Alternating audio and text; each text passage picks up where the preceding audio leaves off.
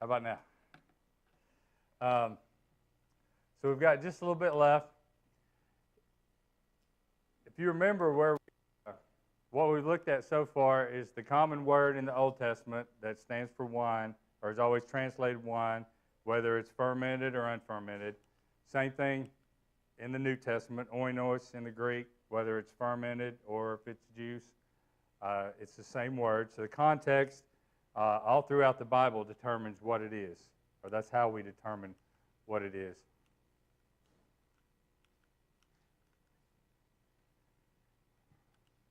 And there we go. And then we talked about when Jesus turned water to wine, how the context, the grammar, and math basically make it impossible that was fermented wine. And then we talked about the definition of drunkenness, and the Greek word is actually the process of getting drunk. So we can't use modern English words and talk our way around social drinking and so forth.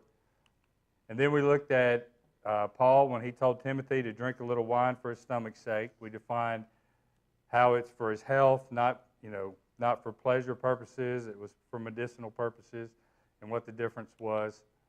And then we talked about the Nazirite vow, and just for our consideration, not that it's a binding comparison, but the fact that the Nazirite vow was a person that had set themselves apart for God. And then we looked on page 88 for sanctification, and we're sanctified, and what that means, that we're set apart for God, for His own use. And then, of course, definition of the church is we are called out. So that's just kind of a comparison there. And then we looked at the Old Testament priest and New Testament priest, whereas we're all priests under Christ's law, under the New Covenant. So just as the Old Testament priests, the purpose of them not drinking anything fermented, any alcohol whatsoever, was so they could determine between holy and unholy, and then they could teach the nation of Israel properly. And of course, if we look at the work of the church, what we're supposed to be doing, we're supposed to be teaching others. We're supposed to be evangelizing, edifying one another, and so we can see the comparison there. So that leads us to the last little section that we have on the last page.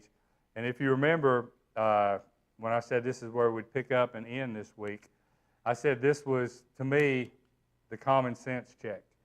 And what I mean by that, a lot of times when we hear those in the church that are trying to justify that social drinking is okay, or having an occasional drink, and so forth, whatever their excuse or whatever they're wanting to do, they'll go to certain verses where, yes, the elders are told to abstain from any alcohol, but of course they're in charge of a congregation, so that's different.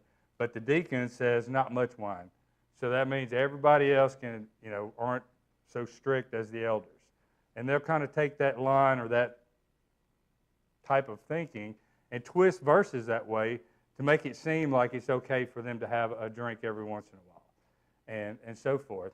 So that's why I call this common sense check, because there's more than just those two verses that talk with those verbiages or those Greek words and how they're used in English.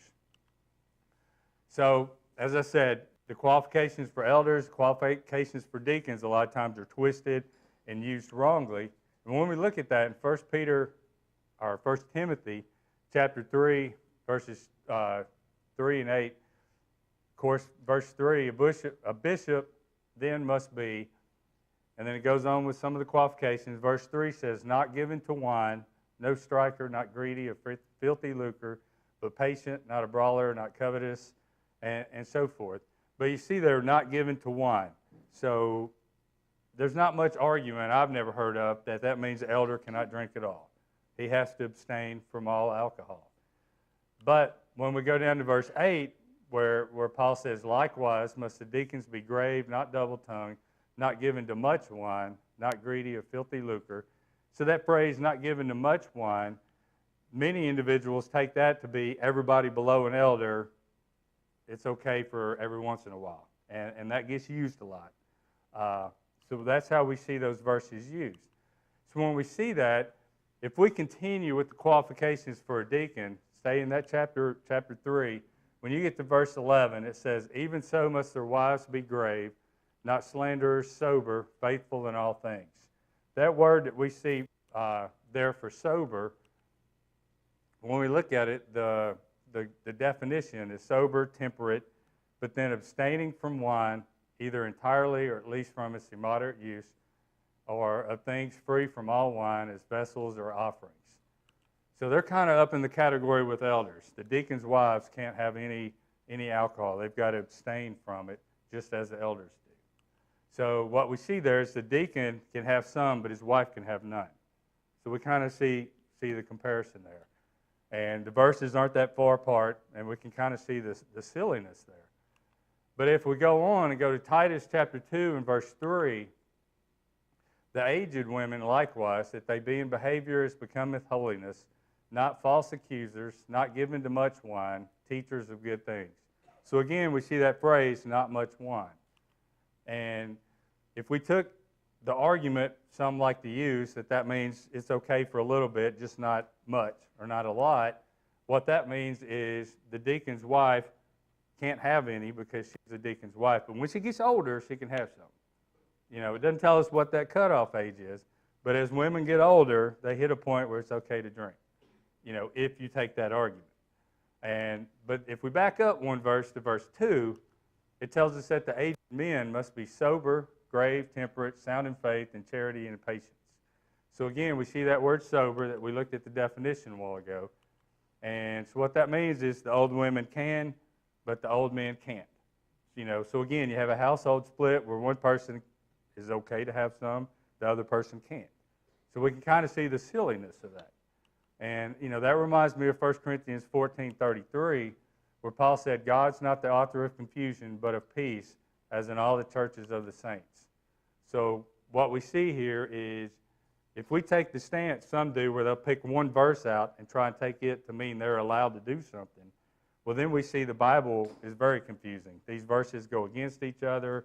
We can see this round logic that makes no sense and causes non-Christians to laugh at Christians because they're trying to use this logic that's really no logic.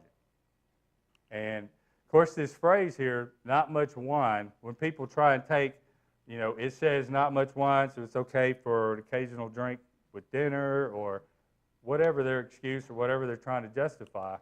If we go back to Ecclesiastes 7:17, and there's a lot of other verses, this one just kind of stands out for this example. The writer says, Be not over much wicked, neither be thou foolish. Why shouldest thou die before thy time? So is God saying it's okay for us to be a little wicked, just not much wicked, or a lot of wicked? So as long as we're just a little wicked, we can still be faithful, still walk in his ways. You know, and if we see that, that's the same logic that someone's taking when they say, the verse says not much wine, so we can have a little bit. You know, so that's why I said this is kind of the common sense check on the whole topic, because we see these verses have us going around and around with logic that doesn't make sense, which really it's not logic. It's foolish argument. So that gives us a whole lot of notes to add to the book or to the pages and so forth. Does anyone have any questions or comments up to this point? I know I kind of talked fast through that. Yes, Eddie?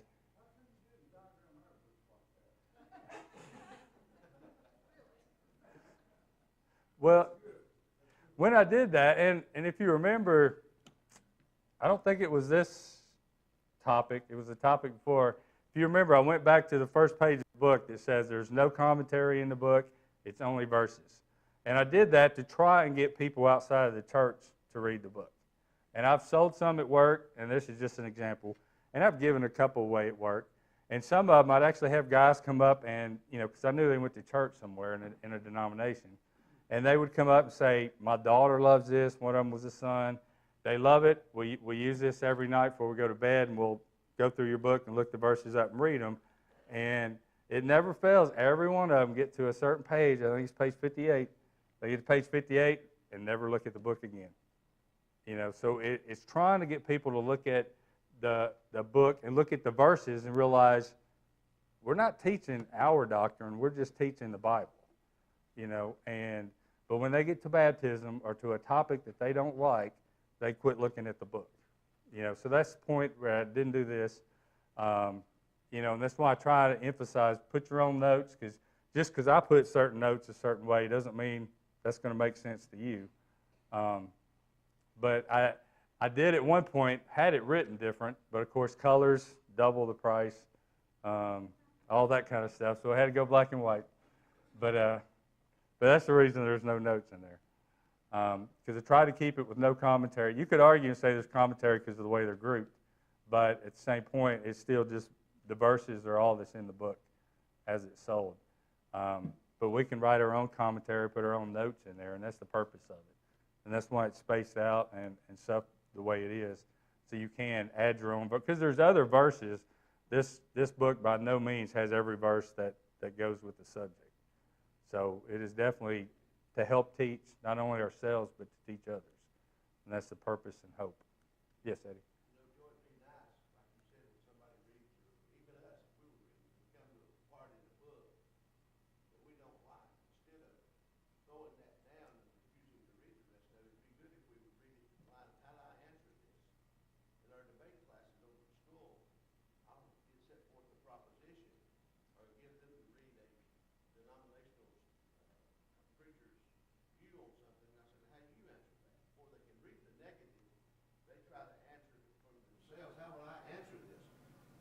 Becomes a Bible study instead of, I'm not going to read this book anymore because Joy's got a section in here on wine I don't like, so I'm going to throw it away.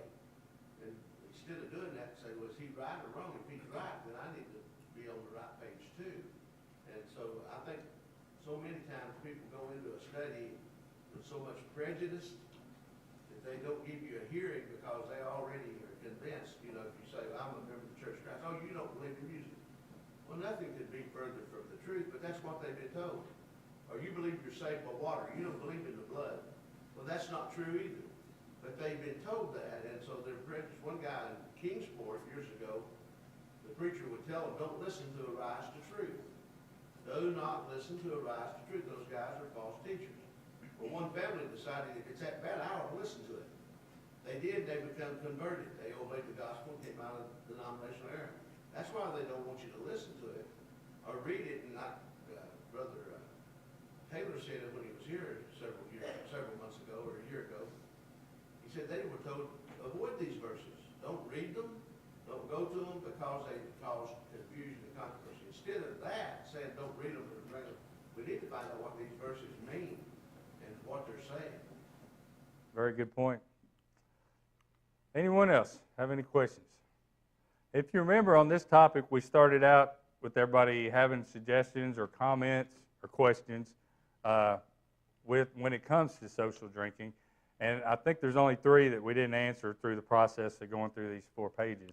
The first one, someone had asked, why do we teach it's wrong to drink alcohol, but we don't teach on a subject like being gluttonous or eating too much or bad health and so forth? First question is, how do you know we don't? Maybe somebody does teach.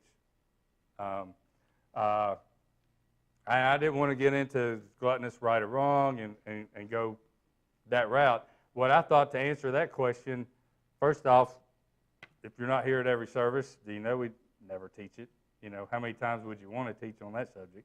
But whether it's any subject that you're wanting to compare to drinking, that type of argument or question is doing nothing but trying to get away from talking about drinking being wrong and this the argument over to another topic. But it made me think of when Jesus was talking to the Pharisees in Matthew 23.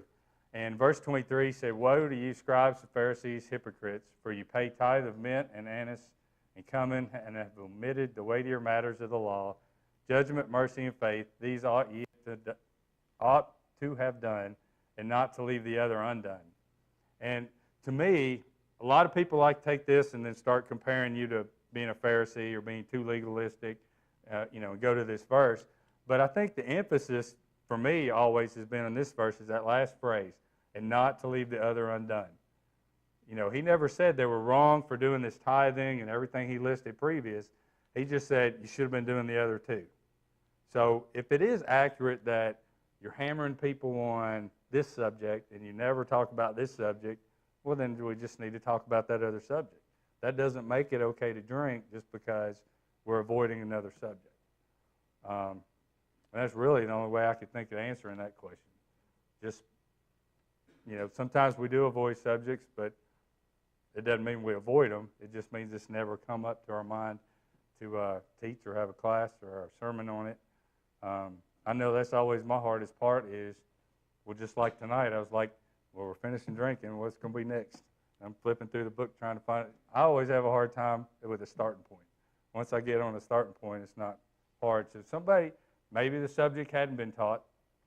I would say it's probably an accident. But you can't throw off on another topic to avoid deciding if this topic is right or wrong. That's really all I could think of on that. Does anyone else have any questions or comments on that first question?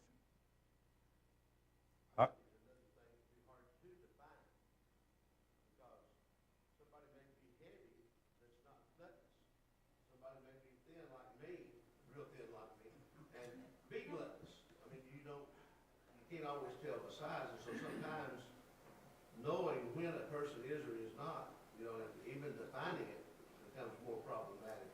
A good point you made about it is, regardless, that don't give you the right not to teach on the other. You still teach what you teach.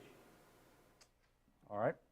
The next one is it wrong to cook with wine, etc.? We know all the restaurants now, that's always a big, ribs are cooked with all kinds of different items, or eating fermented food, and so forth.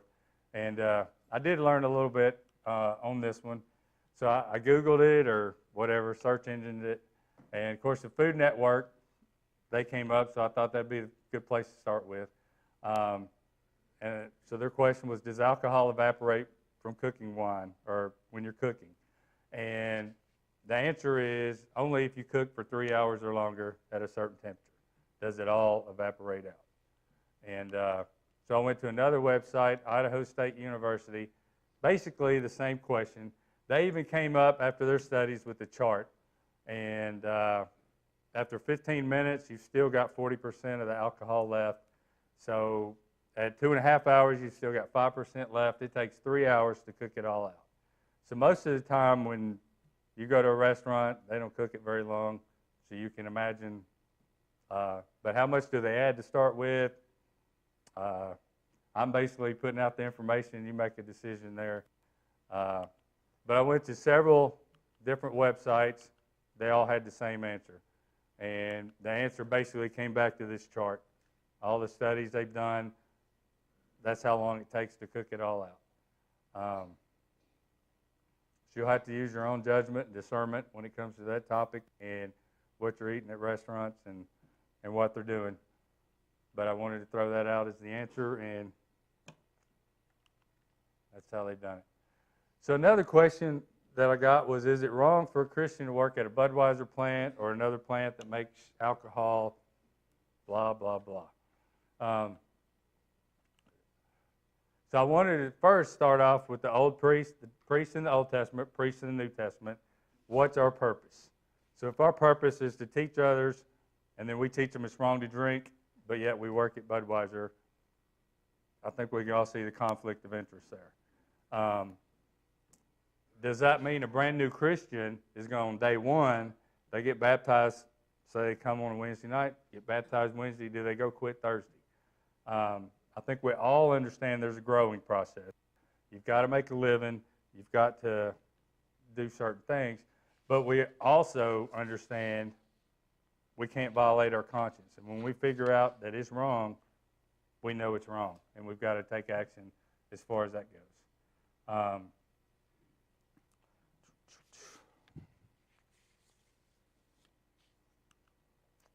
And then, if you remember when we talked about Jesus turning water to wine, Habakkuk 2:15 said, "Woe unto him that giveth his neighbor drink, that he putteth the bottle to him, maketh him drunk also, that he may look on their nakedness." So if you're working at Budweiser, there's nothing you're doing except making something to make somebody drink.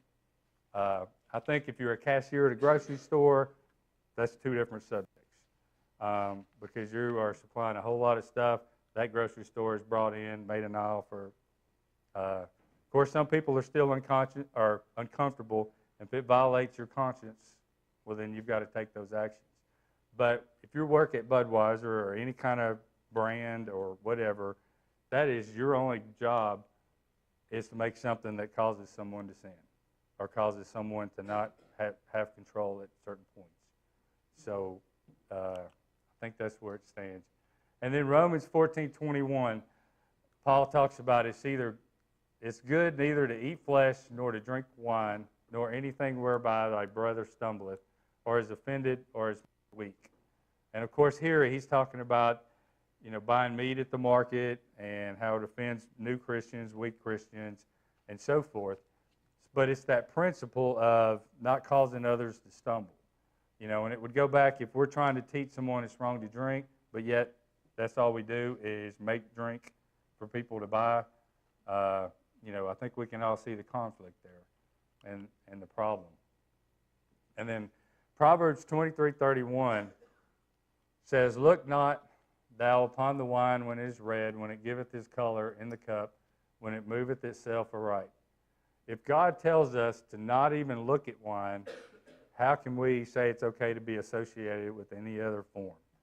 If we're making it, selling it, or if we definitely can't drink it if you can't look at it. So we can see the evils that God is trying to warn us about at that point. So that would be my answer at that point, or the way I looked at it. Does anyone else have any comments or questions regarding that question? Everybody's looks look like they agreed, or that looked all right. But when we look at this topic or any other controversial topic, what is kind of our main, and Eddie kind of talked about it when he talked about some of the debate classes at the school. What should be our first thought when we're trying to decide if we should be doing something or not? All right, what would God do? What has God said? What's his thought on it? And so forth. And so I thought, since I knew we would finish early, since that was the end of that topic, kind of flow into presumptuous sins and what is a presumptuous sin. And it kind of goes with that thought of, if we're trying to figure out if something's right or wrong, or say we don't know, and as we're a Christian, Paul condemns the Christians in Corinth in 1 Corinthians 3, and then in Hebrews 5, 12 through 14, we're told, we're supposed to grow from milk to meat, and once we get to meat, that's the only way we can correctly judge between right and wrong. So it's important that we continue to grow. So there's going to be some things when you first become a Christian that you don't change because you don't realize they're wrong. And then as you get as a more mature Christian, you figure out it's wrong, then you've got to decide, am I changing or not? And so that's why I thought we'd look at presumptuous sins tonight. And if we look, the definition of presumptuous is overstepping due bounds or taking liberties.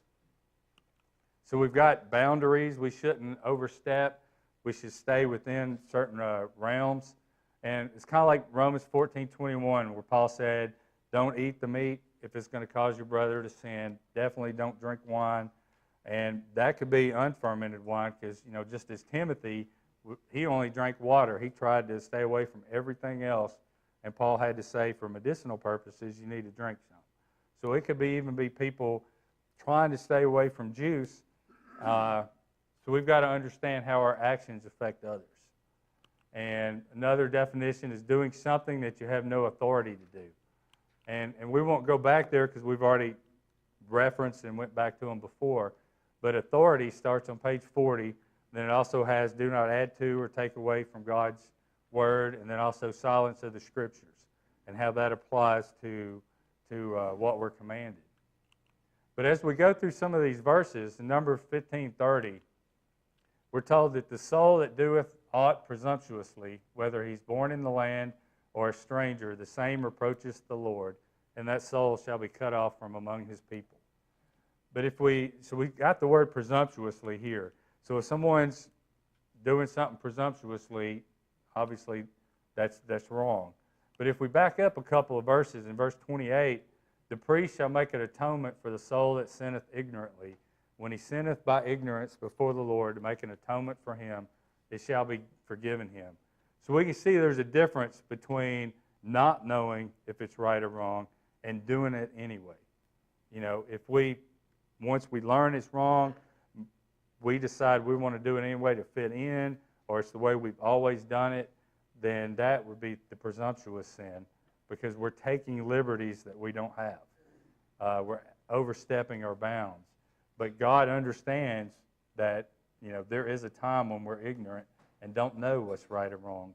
And so there is a difference there, and that fits the definitions that we had.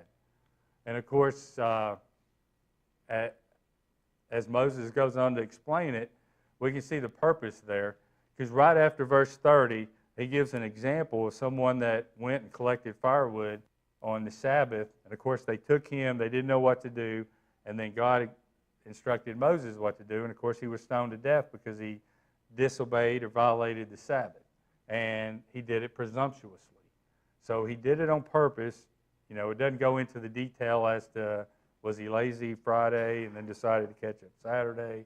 You know, we don't have any of those details, but it does tell us he was presumptuous, so he knew he was doing wrong and did it anyway. In Deuteronomy 17:12, the man that will do presumptuously will not hearken unto the priest that standeth to minister therefore before the Lord thy God, or unto the judge, even that man shall die, and thou shalt put away the evil from Israel. See, if you remember, you know, the Pentateuch and the 40 years in the desert, that was the whole basis, besides the ceremonial worship of God. Their laws were there to keep them healthy, to keep them safe, and God was their king.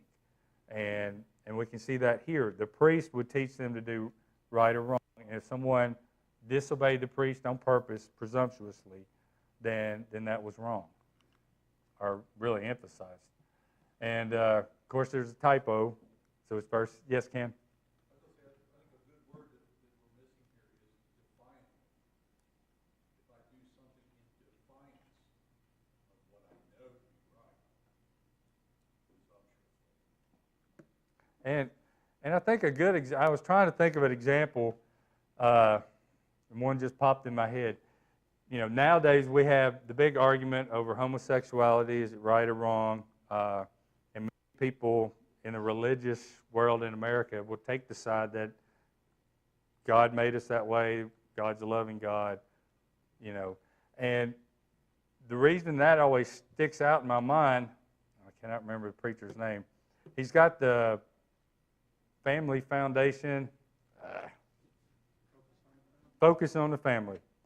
I can't remember the preacher's, yes, thank you. And but the reason that stands out is about 10, 15 years ago when the topic started getting really big, and he never changed the biblical viewpoint on it. He always stuck to homosexuality is wrong because that's what the Bible says. And there was a lot of people picketing at his office, had the road stopped. There were so many people. And, of course, the media is going to interview all these people. And so many of them were, I'm this denomination or I'm that. I used to believe it was wrong, but my son is homosexual, and I know my son, he was always that way. So they changed their mind on emotions, not on facts. And, you know, that would be what Ken is saying, being defiant. Those parents changed their mind, and they're being defiant to God because of their son, not because of what God teaches or what God commands. You know, so that's being defiant. And we'll see a little bit later the word stubborn kind of is some of the translations for this word. In Deuteronomy 18, the prophet which shall presume to speak a word in my name, which I have not commanded him to speak, or that shall speak in the name of other gods, even that prophet shall die. So a prophet, he definitely knows if God told him to say that or not. So we can see that's being defiant by claiming to speak for God when God didn't give him those words to speak. So that would definitely fit that definition. And then 1 Samuel 15:23, for rebellions, the sin of witchcraft and stubbornness is iniquity and idolatry, because thou hast rejected the word of the Lord. He hath also rejected thee from being king. As Ken said, defiant would be a good word. The King James, New King James says stubbornness in this verse. The American Standard, New American Standard, the English Standard Version, they say presumptuous. But if we go to the Hebrew word for stubbornness, it's translated to press or push, to be insolent, display pushing, arrogance, or presumption. So we can definitely see being defiant fitting right in with those descriptions or those words. And then Psalm 19:13, David said, "Keep back thy servant also from presumptuous sin. Let them not have dominion over me. Then shall I be upright. I shall be innocent from the great transgression." So we can definitely see from our definition of being stubborn or defiant that those sins would definitely, I guess if you're going to be stubborn against God, those would definitely have dominion over you. It'd be something you just can't let go of. And you're wanting to keep that lifestyle, and so you're being defiant to God. So we can see the emphasis there. And then 2 Peter 2:10, "But chiefly them that walk after the flesh in the lust of uncleanness and despise government, presumptuous are they, self-willed, they are not afraid to speak evil of dignitaries." So we can see in the context there where self-willed and presumptuous go together. So that would definitely fit with stubbornness, with being defiant, and so forth. So when we're looking at the topic of drinking or social drinking or any topic of that matter that we struggle with, or we're just innocently looking for the right answer, we've got to make sure we're looking for God's answer and not being stubborn and looking for a way to twist it and be our answer. You know, like those that take a deacon not much wine, an elder no wine, and say, "Well, I'm never going to be an elder, so I can keep going to Olive Garden and drink wine." You know, that's not what the Bible teaches, and we've got to understand that and look for God's words and not ours. So we got a few notes that we can put on that page. Does anyone have any comments up to this point? Atrophies would be a good example of a guy who's presumptuous in 3 John. That's true. Because we can find him where he's faithful at one point, and then we see in 3 John he prefers the glory of man or the praise of men more than the praise of God. So we definitely we can think of people, modern preachers that fall under the same way. Max Lucado is definitely one. Makes a lot of money with books. Rubel Shelley's a real good example. He used to have, good books. Used to teach a lot of congregations that wouldn't dare have him back now because his views have changed. So we can definitely see people get to a certain point and their views change, not because of anything they learned. Sometimes we say people are so smart they teach themselves out of God. So we've got to be careful that we don't ever get to that point. We've got to stick to what God teaches in His Word. Yes, Eddie. I was actually preaching a gospel meeting in Jacksonville, Florida several years ago. One of the elders called me and asked me, "Would you mind filling out a questionnaire? We want to have you for a meeting, but before we have anyone in for a meeting, we can ask them these questions." They said, "We think we know where you stand, but it's been 15 years since you've done a meeting and people's views change. We want to make sure that you and I are both on the same page because two can't walk together except for we agree." And, a lot of preachers would object to that and get angry. I thought it was a great idea. I said, "I have no problem answering your questions at all." And, of course, I held the meeting. And I've never been asked to come back.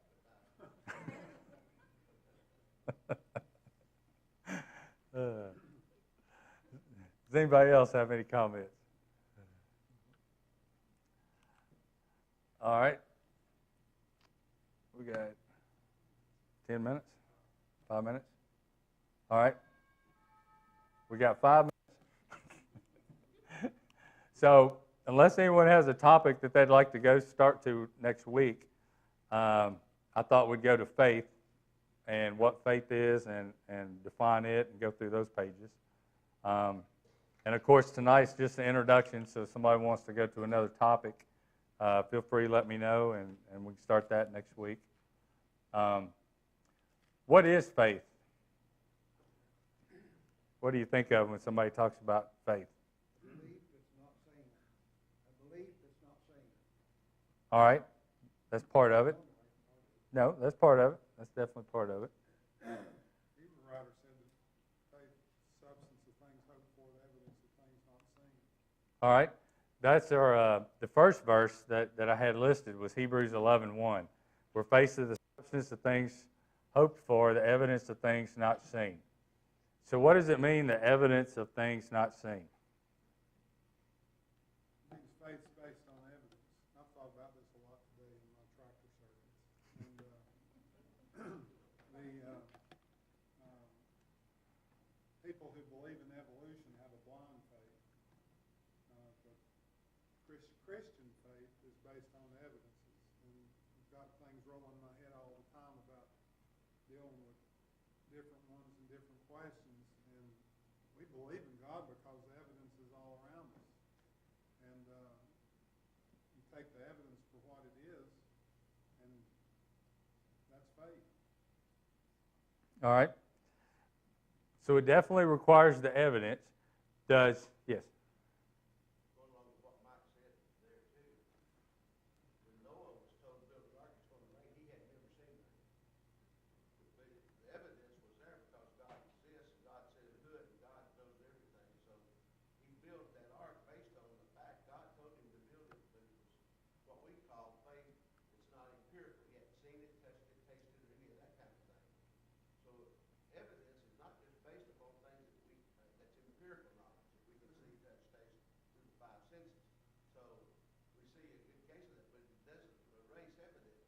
God has evidence for everything he does, and we can prove it. Evolution, we hear a common phrase, they don't practice it. Go by the science. They go by everything but the science. They don't believe there's a difference between male and female, that who one is and not. I mean, then they'll say, go by the science. Well, the science says there's male and female, but I think when you look at evidence of things not seen, it don't mean you literally see it with your own eyes and things like that, but the evidence is there. That's true. And, yes, David?